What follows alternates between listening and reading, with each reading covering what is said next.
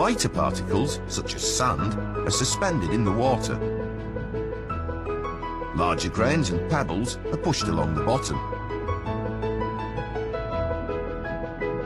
The faster the river flows, the more it can carry. In this way, fragments of rock are transported towards the sea.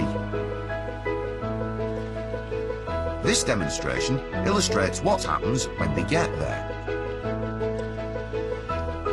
The sand and pebbles in the guttering are behaving as if they were in a river.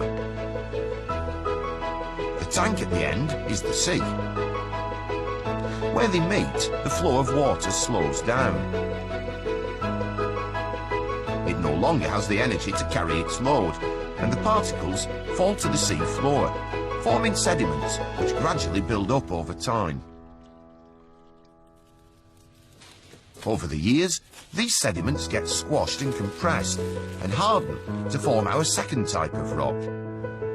Two clues for spotting sedimentary rock are grains and layers. This one is called sandstone. All sedimentary rocks are formed under the sea, but they aren't all made of sand. Limestone is made from the shells and bones of sea creatures and corals.